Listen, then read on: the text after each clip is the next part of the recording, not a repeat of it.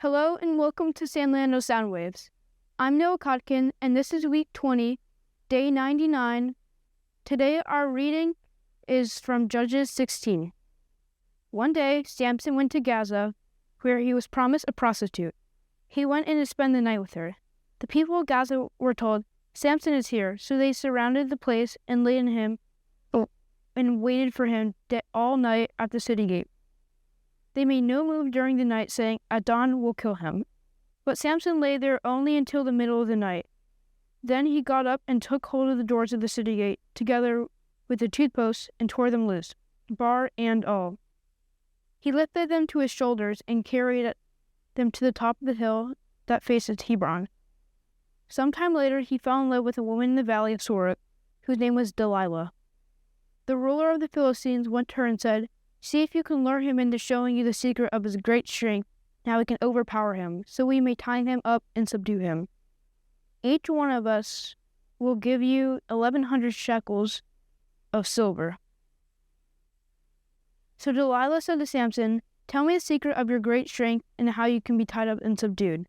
Samson answered, "If anyone ties me up with 7 fresh bowstrings that have not been dried, I'll become as weak as any other man." Then the rulers of Philistines brought her 7 fresh bowstrings that had not been dried, and she tied him with them. With men hidden in the room, she called to him, "Samson, the Philistines are upon you." But he snapped the bowstrings as easily as a piece of string snapped when it comes close to a flame. So the secret of his strength was not discovered. Then Delilah said to Samson, "You have made a fool of me. You lied to me. Come now, tell me how you can be tied." He said, "If anyone ties me securely with ropes that have never been used, I'll become as weak as any other man." So Delilah took new ropes and tied him with them. Then, with men hidden in the room, she called to him, "Samson, the Philistines are upon you." But he snapped the ropes off his arms as if they were threads. Delilah then said to Samson, "All this time you have been making a fool of me and lying to me. Tell me how you can be tied."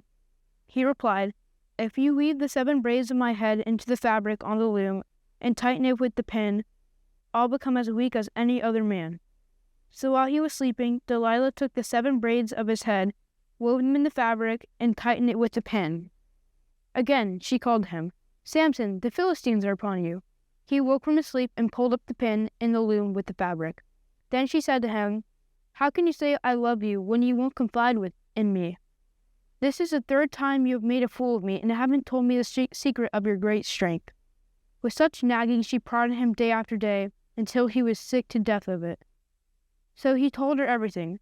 "No razor has ever been used on my head," he said, "because I have been a Nazarite dedicated to God from my mother's womb. If my head was shaved, my strength would leave me, and I would become as weak as any other man." While Delilah saw that he had told her everything, she sent word to the rulers of Philistine, "Come back once more. He has told me everything." So the rulers of Philistine returned with the silver in their hands. After putting him to sleep on her lap, she called for someone to shave off the 7 braids of his hair, and so began to subdue him, and his strength left him. Then she called Samson, "The Philistines are upon you." He woke from his sleep and thought, "I'll go out before and shake myself free." But he did not know that the Lord had left him. Then the Philistines seized him, gouged out his eyes, and took him down to Gaza. Blinding him with bronze shackles, they set him to grinding grain in the prison. But the hair on his head began to grow again after it was shaved. Now the rulers of the Philistines assembled to offer a great sacrifice to Dagon their god, and to celebrate, saying, "Our God has delivered Samson, our enemy, into our hands."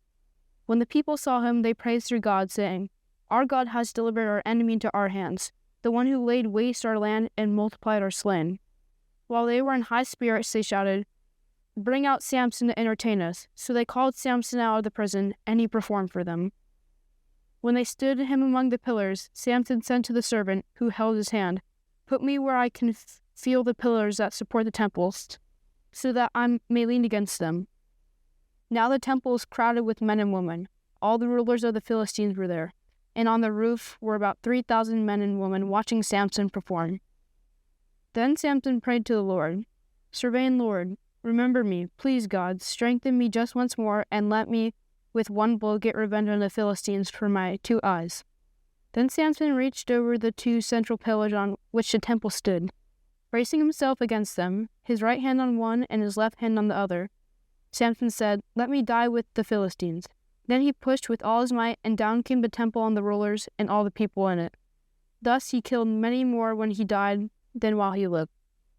Then his brother and his father's whole family went down to get him.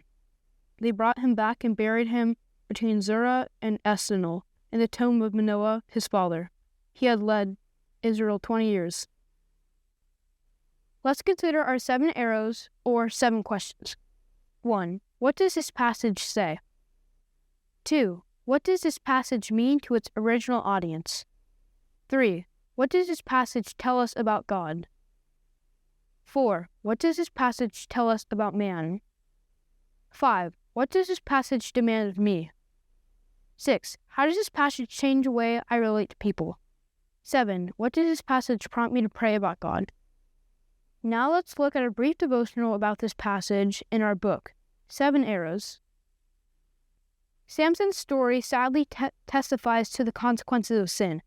God warned Israel that they would be tempted to intermarry with the women of the surrounding nations, and if they did, they'd be drawn to worship false gods. This fundamental reality reveals the truth about all human relationships.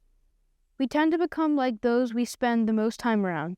They rub off on us. Either the positive virtues draw us to pursue God, or their simple actions lead us to rebel. We'd all like to think that we are somehow strong enough to resist the power of these influences, but this is not the case. No one is strong enough to resist the pull of the relationships that surround us. Not even Samson.